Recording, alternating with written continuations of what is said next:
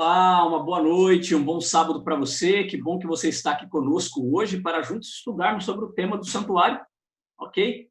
Estamos aqui mais uma vez reunidos no estudo 7 agora, para falarmos sobre um pouquinho aqui da casa de Deus, ok? Quero convidar você para, nesse momento, nós que estamos aqui na sala, juntos possamos orar aí e conversar com o nosso Deus, ok? Então, convido você, neste momento, a fechar os seus olhos, para que juntos possamos orar e conversar com o nosso Deus, ok? Você me acompanha nessa oração, então? Vamos orar? Querido Deus e Pai, nós te damos graças pelo teu cuidado, pela tua proteção. Neste momento, nós te agradecemos porque o Senhor tem feito realmente maravilhas em nossa vida, nos dando a oportunidade de aprendermos sobre a tua palavra. Neste momento, vamos aprender um pouquinho mais sobre o santuário. Fale conosco por meio da tua santa Bíblia. Nós te pedimos no nome de Cristo Jesus. Amém.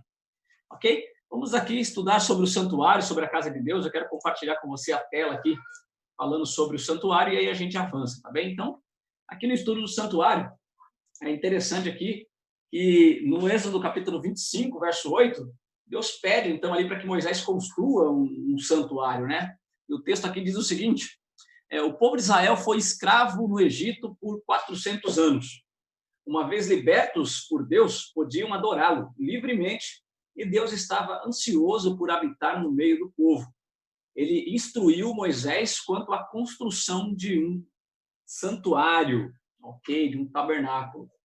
O santuário não servia apenas para a habitação de Deus, mas era a única maneira pela qual nossos antepassados puderem entender o plano da salvação, o preço do pecado e a morte de Cristo, o Cordeiro de Deus que tira o pecado do mundo. Estudar e compreender o santuário e os seus serviços são a chave para entender e compreender o ministério sacerdotal de Cristo, ou seja, o papel de Cristo hoje ali na morada de Deus, né? Então, Cristo está no céu, mas ele está fazendo um trabalho, e o trabalho dele está realmente relacionado com a questão aí do santuário, da morada do Pai, ok? Então, vamos compreender um pouquinho sobre essa ideia do santuário, e agora da perspectiva do santuário primeiro da terra, sabendo que este é um modelo daquele que está no céu, tá bem? Então, vamos começar a abrir as nossas Bíblias aqui para poder acompanhar esse estudo, falando sobre o santuário, sobre a morada do Pai, ok? Então, avançando aqui um pouquinho, o que era o santuário, ok? Então, vamos lá, a primeira pergunta, o que era o santuário? Está no livro do Êxodo, você pode abrir a sua Bíblia aí no livro do Êxodo, capítulo 25, conferir comigo aí esta passagem, ok? Falando sobre o santuário de Deus. E aqui diz o seguinte: e me farão um santuário, e habitarei no meio deles. Então, o santuário era o local onde qual Deus habitava no meio do povo. A presença de Deus ela era vinda por causa desse santuário que estava ali com o povo de Israel. Então, era a morada de Deus, né? Próxima pergunta: o que havia nas dependências do santuário? Okay? Quais eram os utensílios, os móveis que estavam ali dentro? Então, aqui diz o seguinte: dentro do santuário ali, nós tínhamos o pátio, depois o altar do holocausto, a porta do tabernáculo, da tenda da congregação, e sobre ele ofereceu o holocausto e oferta de alimentos, como o Senhor ordenara a Moisés, pois também a pia entre a tenda da congregação e o altar, e nela pôs água para lavar. Então, existia aí, então, na parte externa, né, ali a pia, e diz aqui na continuação do texto do Êxodo 40, versos 29 a 33, e Moisés e Arão e seus filhos nela lavaram as suas mãos e os seus pés, quando entraram na tenda da congregação e quando chegavam ao altar. Lavavam-se como o Senhor ordenara a Moisés. Levantou também o pátio ao redor do tabernáculo e do altar, e pendurou a cortina da porta do pátio. E assim Moisés acabou a obra. Depois eu vou mostrar aqui a imagem, né? Vai ficar mais fácil da gente entender como é que funcionam essas divisões, ok? E aqui ele continua dizendo o seguinte, olha só, falando sobre o santo: pôs também a mesa na tenda da congregação ao lado do tabernáculo para o norte, fora do véu, e sobre ela pôs em ordem o pão perante o Senhor, como o Senhor ordenara a Moisés. Pois também na tenda da congregação, o candelabro na frente da mesa, ao lado do tabernáculo para o sul.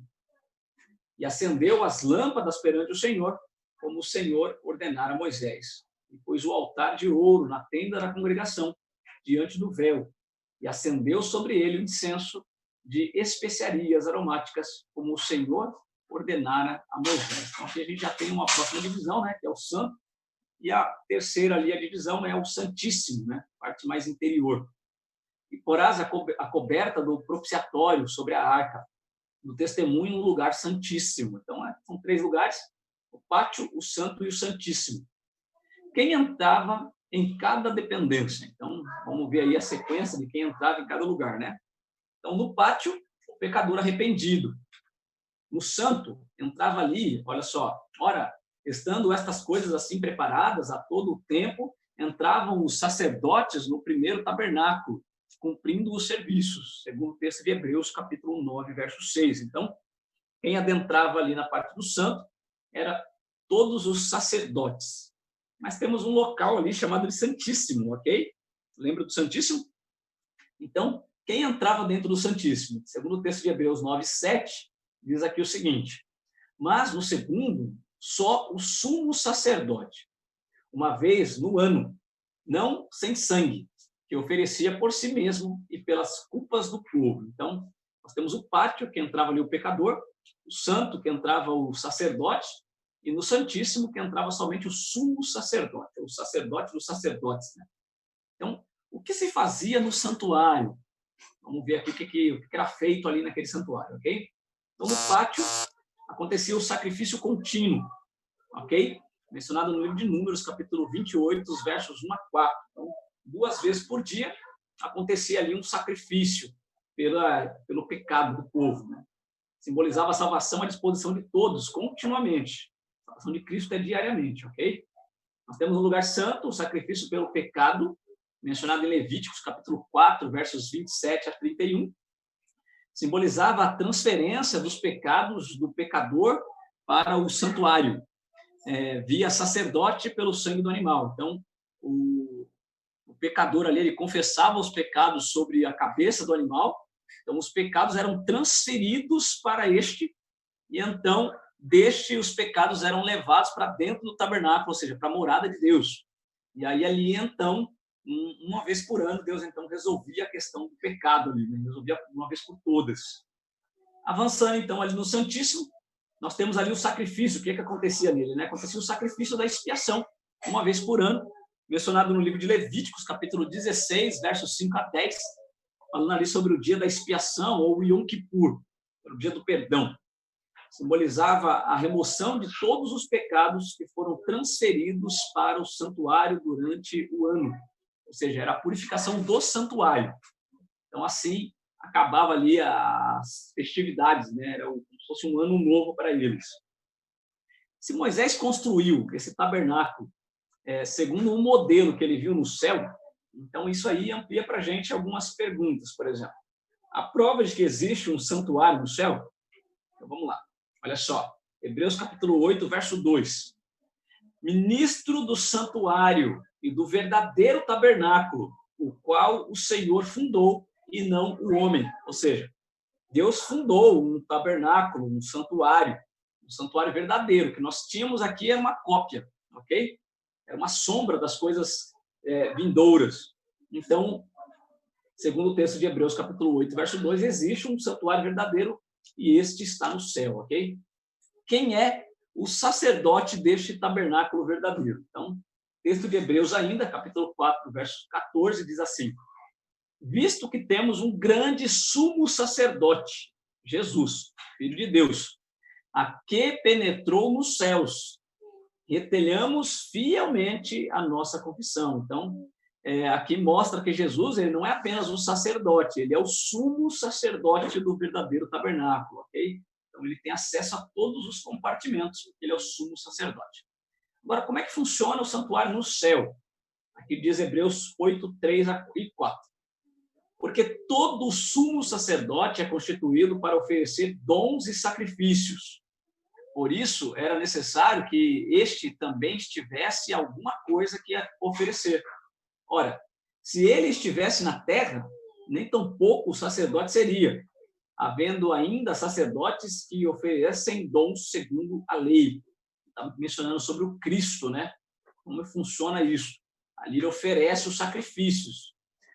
Continuação do texto, os quais servem de exemplos à sombra das coisas celestiais, como Moisés divinamente foi avisado, estando já para acabar o tabernáculo, porque foi dito, olha, faze tudo conforme o modelo que no monte te mostrou.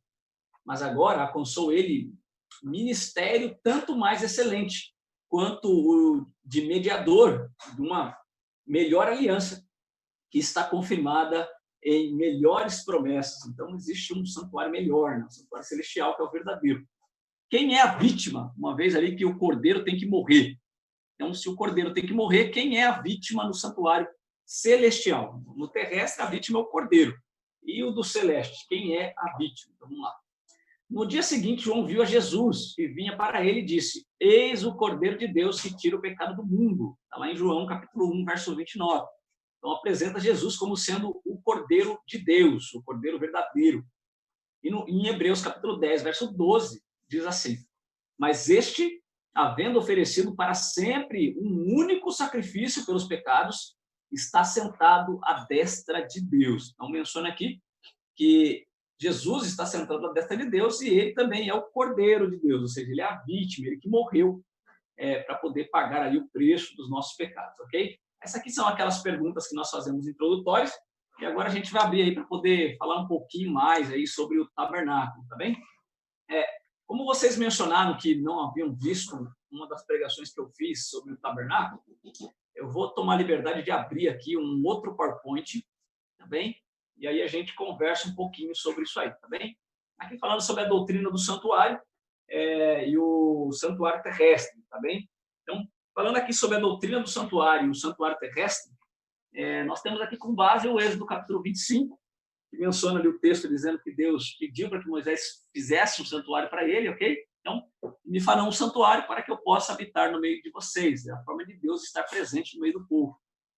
E no verso 40 diz assim, depois que tudo faça segundo o modelo que foi mostrado no monte. Ou seja, Moisés estava no monte e ele viu um modelo. E esse modelo que ele viu é um modelo, uma cópia do original, ok? Então, avançando aqui, conforme nós lemos lá, esse aqui é mais ou menos uma representação aí do que era o tabernáculo. Então, vou pegar o mouse aqui, para que vocês possam visualizar um pouquinho melhor. Então, aqui, por exemplo, ó, aqui funcionava a porta de entrada, né, do todo o santuário aqui, né? E o tabernáculo, quando é mencionado, é essa parte menor aqui. Então, aqui na parte externa, que é o pátio... Está aparecendo na tela, pastor, compartilhado. Deixa eu compartilhar com vocês aqui também.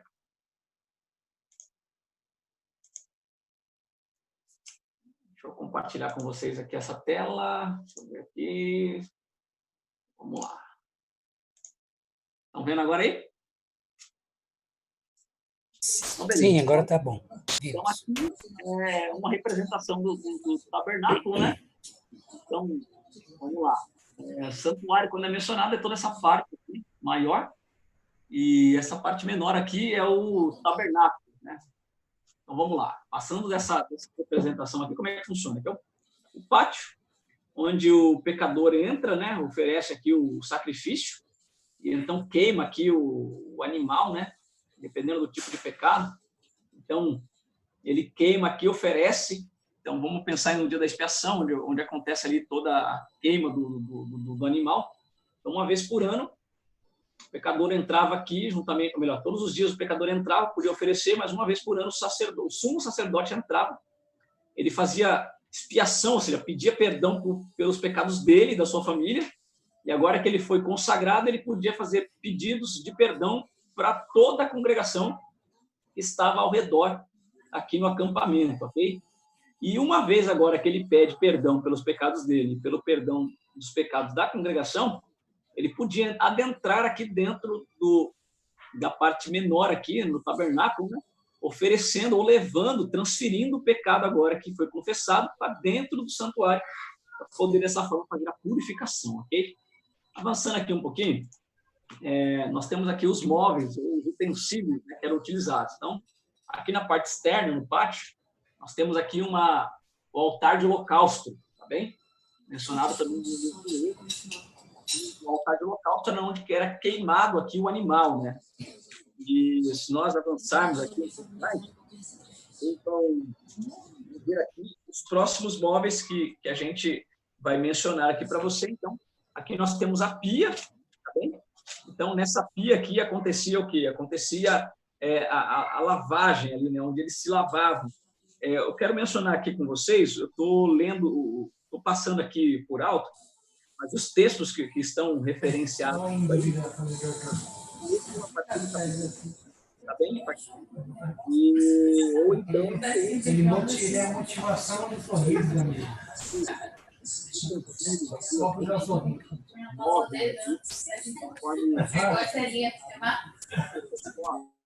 Deixa eu só avançando aqui com vocês, e aí a gente vai vendo os móveis aqui. Eu vou passar mais rapidinho, depois eu vou explicar um pouquinho melhor, tá bem? Então, aqui acontecia a lavagem, então, acontecia ali a purificação, vamos colocar dessa forma. O sacerdote ali, ele tinha ali o costume de fazer ali a morte do animal, né? Ele intercedia ali com relação à morte do animal, e aí ele precisava se purificar para poder entrar dentro da casa de Deus. Então ele se lavava antes de entrar na casa de Deus ali. Então ele fazia a sua purificação, e exatamente aí nessa pia, tá bem? E essa é a parte externa, é o pátio, tá bem? Então, avançando aqui, nós temos o próximo utensílio, ele já fica na parte interna agora do tabernáculo, ok?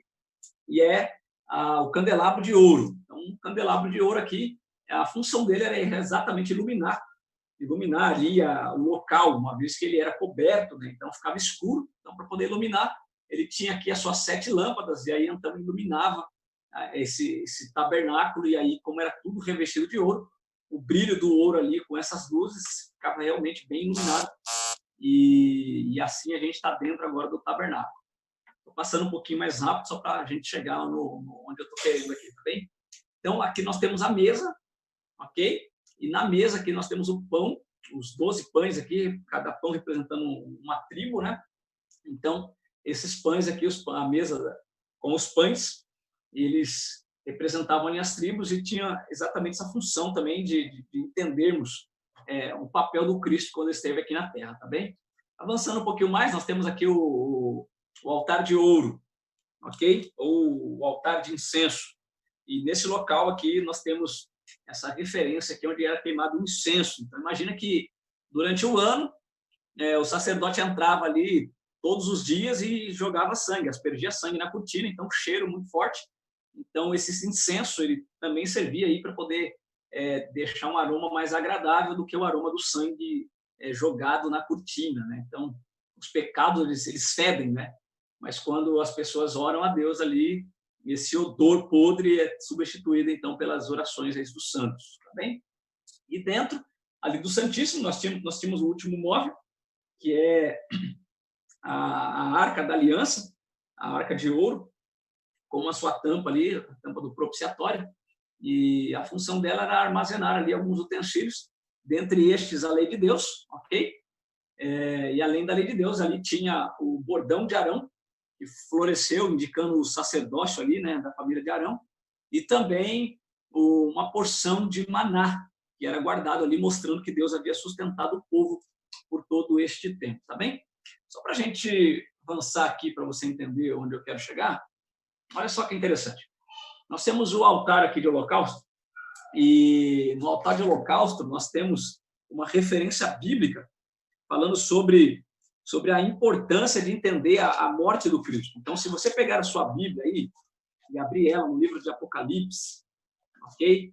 No capítulo, deixa eu ver aqui, Apocalipse, capítulo 13, no versículo 8, diz assim, olha só: e adorá-lo-ão todos os que habitam sobre a terra, aqueles cujos nomes foram escritos no livro da vida do Cordeiro, ok?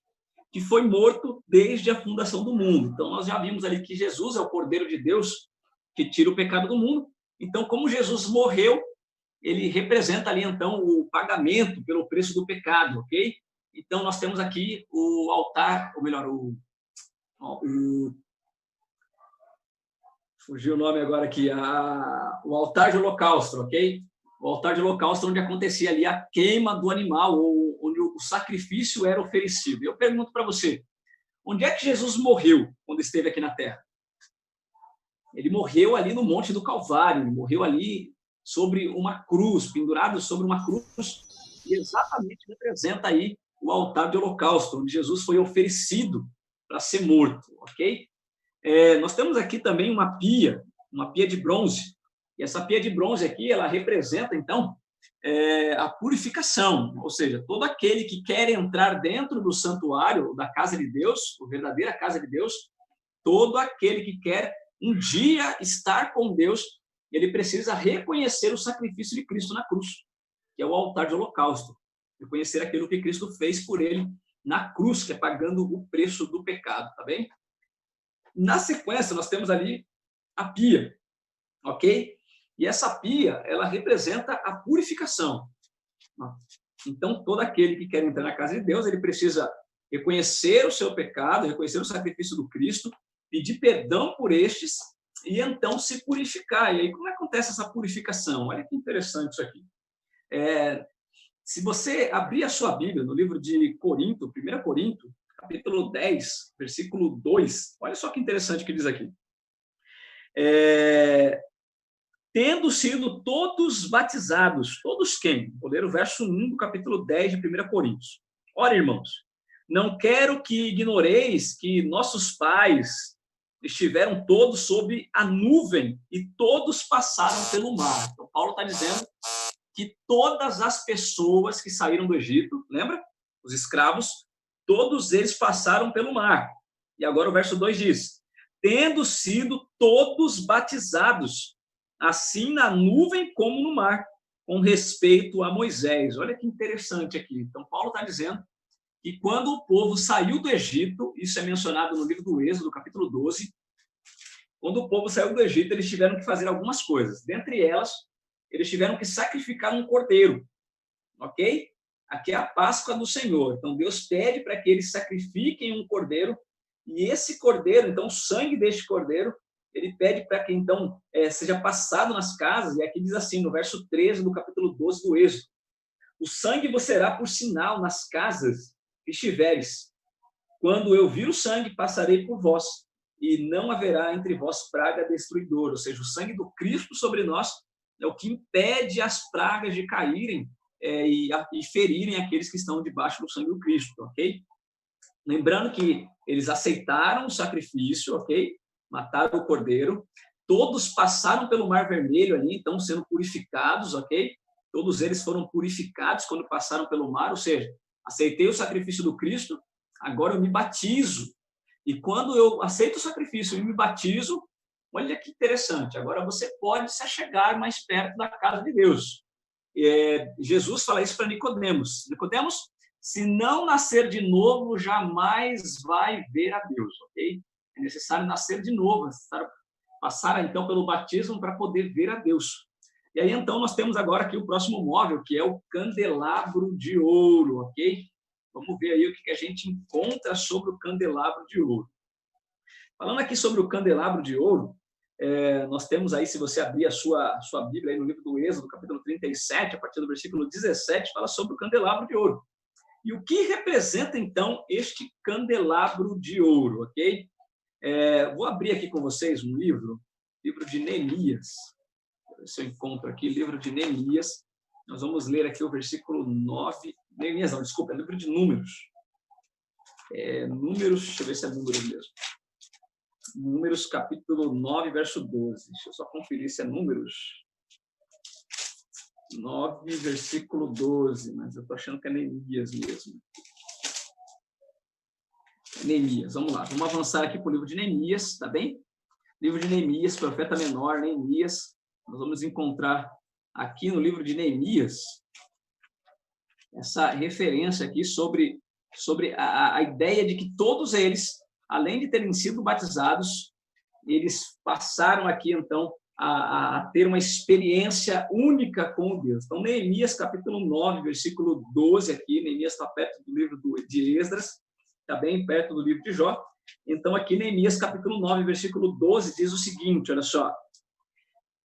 Guiaste-os de dia por uma coluna de nuvem e de noite por uma coluna de fogo, para lhe alumiar o caminho por onde haviam de ir. Então, ali o candelabro representava ali a presença do Espírito Santo no meio do povo, ou seja, a nuvem de fogo que guiava eles, mostrando ali então que Deus guiava o seu povo por meio de uma nuvem que durante a noite ela se acendia. Então, mostrando que o povo ele jamais iria andar na escuridão, né? Curioso isso. Jesus ele menciona também que ele é a luz do mundo, né?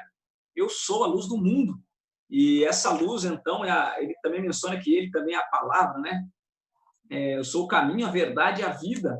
Ninguém vem ao Pai senão por mim. Então, Jesus é quem ilumina o caminho do seu povo aí, né? Lâmpada para os meus pés é a tua palavra, é luz para o meu caminho. Então, olha só, o percurso aqui do verdadeiro crente. Aceita o sacrifício do Cristo, passa pelo batismo, agora é guiado pelo Espírito Santo.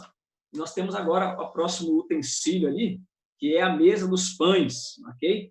Então, essa mesa dos pães aqui, ainda lá no livro de 1 Coríntios, capítulo 10, Paulo menciona sobre a importância ali da mesa, ou seja, assim como todos eles passaram pelas águas do batismo, todos eles também comeram do mesmo pão, menciona Paulo aqui, olha só. Todos eles comeram de um só maná espiritual, ou seja, o pão da vida. Olha só Jesus mencionando de novo aqui, hein? Eu sou o pão da vida. Nem só de pão viverá o homem, mas de toda palavra que sai da boca de Deus. Eu sou o pão da vida, o pão que desceu do céu. Assim como o maná desceu do céu, Jesus também desceu do céu. E aqui, então, nós estamos passando pela representação aqui da jornada da vida do crente. Tá bem? O próximo móvel aqui, nós temos, então, o altar de incenso, o altar de ouro, ok? E aqui no altar de ouro, onde era queimado ali o incenso, no livro de Apocalipse, capítulo 5, verso 8, menciona exatamente essa perspectiva, né, de que as orações dos santos sobem como um cheiro suave a Deus, ou seja, elas sobem como um incenso que possui um cheiro suave, e então se chegava até ali o trono de Deus, o trono da graça, ok? Eu quero ler aqui com vocês agora um outro texto, está no livro de Efésios, capítulo 5, no versículo 2, ok? Efésios, capítulo 5, versículo 2, diz assim, olha só. E andai em amor, como também Cristo nos amou e se entregou a si mesmo por nós, como oferta e sacrifício a Deus em aromas suaves, ou seja, o próprio Cristo aqui, ele se coloca como sendo este aroma suave que se achegava até a presença de Deus, ok? E aqui no livro de Apocalipse, como eu mencionei, capítulo 5, verso 8, diz que as orações dos santos são o incenso, né? O cheiro suave. Então, olha só, reconhece o sacrifício do Cristo, se batiza, é guiado pelo Espírito Santo, tem aqui, então, o alimento, né, que é o pão da vida, a palavra de Deus, então ele aprende a orar, como os discípulos mesmo disseram, né? Senhor, ensina-nos a orar, e aí eles oram, e só depois que passa por esse caminho é que eles chegam ali na Arca da Aliança, ok? E aí a Arca da Aliança nós podemos colocar aí como representação do próprio Deus, né? A Deus ali assentado ao trono da graça, como todos nós, segundo o livro de Apocalipse, estaremos reunidos ali para poder adorar a Deus da melhor forma, adorar a Deus em espírito e em verdade, como nós estamos estudando no texto dos verdadeiros adoradores, ok? O que me chama a atenção é que se você olhar aí, você está vendo que símbolo aí, que objeto você consegue visualizar? A cruz. A cruz. Olha que interessante que aparece aqui para a gente. Então, eu pergunto para você, Jesus ele morreria numa cruz? Sim ou não? Será que ele estava destinado para morrer numa cruz? Olha que interessante. Não menciona sobre essa questão de predestinação, mas ela apresenta uma perspectiva interessante, que a forma como os objetos estão dispostos na casa de Deus menciona que não existe salvação sem o sacrifício de Cristo na cruz. Então, mesmo sem a cruz aí de madeira, ou, como diz aí alguns crentes de outra denominação, Jesus não morreu numa cruz, Jesus morreu num madeiro, numa estaca. E eu afirmo para você que Jesus ele teria morrido numa cruz de qualquer maneira. Por quê? Porque o tabernáculo ele está em formato de cruz, ok? Então, esse é o caminho, é a jornada que o pecador tem que fazer para poder aceitar o arrependimento dos seus pecados. Agora, olha que curioso isso aqui, ó. Quando Paulo menciona que o tabernáculo terrestre é apenas uma sombra das coisas vindouras, se eu colocasse uma cruz de pé e projetasse aqui uma luz sobre ela, a sombra da cruz estaria exatamente aqui fazendo referência à posição dos objetos dentro do tabernáculo. Curioso isso, né? Olha só que interessante. Colossenses capítulo 2, versículo 17, fala assim: porque tudo isso tem sido sombra das coisas que haviam de vir, porém o corpo é de Cristo. Então, olha só que interessante. Cristo no sacrifício, Cristo no batismo, Cristo a luz do mundo, Cristo o pão da vida, Cristo o aroma suave e Cristo aqui o nosso sumo sacerdote, o nosso rei, aquele que vai governar todas as coisas. Então, tudo isso que nós temos na terra é apenas uma sombra, ok?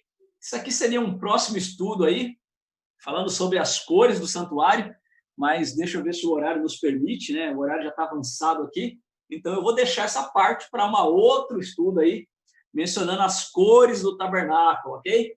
As cores do tabernáculo são exatamente estas aqui, ó. Azul, púrpura e carmesim. O que significa isso, hein? Então, num próximo estudo aí, a gente pode estudar um pouquinho mais sobre essa questão aí das cores do tabernáculo, tá bem? Vou abrir agora para pergunta, dúvidas, curiosidades, e fique à sua disposição aí. Se você tiver alguma curiosidade, alguma dúvida, se achou interessante, por favor, compartilhe conosco aí o seu conhecimento ou suas contribuições, suas dúvidas, e vamos avançando no estudo, tá bem? Tudo que aconteceu contribui para que o Senhor Jesus morresse fora, né? E ele morreu fora, tudo apontava para isso, né? Fora que você fala, como assim? Fora do tabernáculo. Ah, curioso, verdade. Eu não mencionei isso, mas olha só, vou abrir aqui de novo o tabernáculo e alguns estudiosos adventistas, lá no ano de 1843, eles imaginavam que Jesus ele voltaria exatamente no ano de 1844 para fazer a purificação do santuário, porque eles entendiam que o santuário era a terra. Curioso isso, né? Agora, olha que interessante. Na verdade, a terra ela não é o santuário, tá bem? O santuário é o próprio céu. Então, mas existe uma parte da terra nisso aqui. Lembra que tem 3 compartimentos? Então, olha que curioso.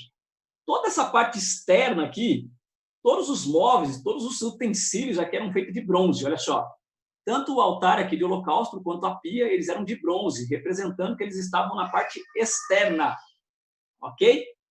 E dentro aqui do tabernáculo, então, estavam os móveis de ouro, todos os móveis de ouro. Eu pergunto, por que aqui fora eram móveis de bronze e aqui dentro móveis de ouro? Representava exatamente os lugares que faziam referência. Então, por exemplo, a parte externa fazia referência com a terra, ok? Então, onde Jesus Cristo morreu? Morreu aqui no altar de holocausto, morreu na cruz. E a cruz estava onde? Estava no céu? Não, a cruz estava na terra. Então, essa parte externa, o pátio, representa a terra. Onde é que o pecador pede perdão pelos seus pecados? Onde é que você pede perdão pelos seus pecados? Você vai dentro do céu para pedir perdão? Na Não, terra. você está na terra. Então, você está aqui pedindo perdão. Ok? E onde é que você se batiza? Onde Jesus foi batizado? Foi no céu? Na terra, nas águas. Foi batizado exatamente na terra. Olha só, nós somos batizados na terra, tanto com a água quanto com o Espírito, segundo o texto de 1 Coríntios, capítulo 10, verso 2. Paulo diz que o povo passou pelo mar e todos eles foram batizados na água e no fogo ali, ok? Batizados pelo Espírito. Então, olha que interessante. Tudo isso acontece na terra, mas depois é transferido para o céu, ok? E aí aparece essa parte bonita, que agora tudo de ouro é mencionado no céu. Então, Jesus morre aqui na terra, representando ali a parte de bronze. Jesus é batizado também na terra, representando a parte de bronze. Mas depois aparece ali, então, a parte de ouro, ok? E a carta ali, ó, a parte de ouro, nós temos ali, então, essa representação do candelabro. Então, a gente começa ali já a movimentação de algo ali já passando para o celestial e não mais o terreno. Vamos colocar desta forma, tá bem? Então, dessa forma, a gente vê a representação, então, do Cristo ministrando o verdadeiro tabernáculo, começando aqui pela terra, ok? O verdadeiro tabernáculo, começando aqui pela terra. Esse foi o ministério do Cristo. Então, quando o Rafael mencionou ali a questão de que essa diferença sobre o ouro e o bronze ali, ou a terra e a morada de Deus, é exatamente essa perspectiva. Jesus, ele morre e batiza aqui na terra e depois ele sobe ao céu. E quando ele sobe ao céu, então, ele começa a ministrar ali o verdadeiro tabernáculo, ok? E aí começa, então, essa representação de Deus administrando o tabernáculo. Quero compartilhar com vocês um texto. Se encontra no livro de Apocalipse, capítulo 2. Vou ler aqui o verso 1. Diz assim, Apocalipse, capítulo 2, verso 1. Ao anjo da igreja de Éfeso escreve estas coisas. Diz aquele que conserva na mão direita as 7 estrelas e que anda no meio dos 7 candeeiros de ouro. Olha que interessante. Começando aqui o início do livro de Apocalipse, é mencionado, então, Jesus andando no meio de um candelabro, um candeeiro de ouro. Olha só, Jesus morre, Jesus é batizado, né? Batizado, morre, e aí, então, existe aqui o quê? Jesus andando no meio do candeeiro, no meio do candelabro de ouro. Curioso isso, né? Então, a próxima imagem aí que aparece depois do Cristo que morreu, para João, é Jesus andando aí no meio do candelabro de ouro, uma vez que ele já está agora no céu, ok? Ministrando o verdadeiro tabernáculo, conforme nós vimos no livro de Hebreus, tá bem? Pergunta, dúvida?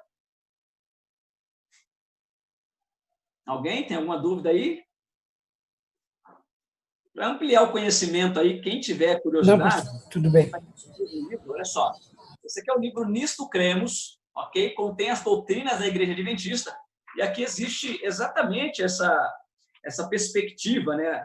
Falando sobre o verdadeiro tabernáculo de Deus, aqui como nós acreditamos, e você pode localizar aí dentro do seu livro, aí, do seu estudo, falando aqui sobre a doutrina da salvação, e aí você vai entender um pouquinho mais sobre como é apresentado essa perspectiva da salvação por meio do Cristo, e a salvação ela acontece exatamente pelo desenho do tabernáculo. Então, Deus deu o tabernáculo para que o povo pudesse ver ali de forma desenhada como acontece a salvação. Então, a salvação do ser humano acontece quando existe o sacrifício, quando existe um batismo, quando existe um deixar ser guiado pelo Espírito, quando se alimenta da palavra, quando existe orações, e então a gente alcança ali a presença de Deus, e esse é o passo dos processos para a salvação do ser humano, tá bem? Alguma pergunta ou dúvida? Já estamos chegando no final do nosso estudo. Não, pastor, está tudo bem. Uma contribuição, por favor, fique à vontade, tá bem? Ok, então vamos caminhar aqui então para o nosso encerramento, vamos fazer a nossa oração então. Então convido você nesse momento a juntos fecharmos os nossos olhos e fazermos a nossa oração, tá bem? Vamos orar? Oremos então. Querido Deus e Pai, nós te damos graças pelo teu cuidado, pela tua proteção, pela oportunidade que o Senhor nos concede de realmente entendermos o plano da salvação desenhado no tabernáculo para cada um de nós. Ajuda-nos a compreender de forma clara que Jesus Cristo realmente precisaria vir a este mundo, morrer e pagar o preço do pecado, para que, de uma vez por todas, pudéssemos então estar livres da condenação que este nos oferece. Aceitamos o Cristo na cruz, aceitamos o batismo, aceitamos andar guiados pelo teu Santo Espírito, aceitamos nos alimentar da tua palavra, aceitamos ter uma vida de oração, para que então assim possamos todos nós vermos a tua presença, estarmos juntamente contigo, para juntos orarmos e agradecer por tudo que o Senhor tem feito por cada um de nós. Continue abençoando a tua igreja, continue abençoando os teus filhos. Eu te peço no nome de Cristo Jesus, o nosso Senhor e Salvador. Amém. Uma boa noite para você que nos assiste. Muito obrigado pela sua presença e que possamos avançar no conhecimento da palavra de Deus. Qualquer dúvida, estou à disposição. Pode mandar mensagem aí ou colocar aí no meu WhatsApp possamos avançar no conhecimento da palavra de Deus. Que Deus Obrigado, abençoe. pastor. Boa noite, tá bem? Deus continue te usando. Um abraço. Fica com Deus.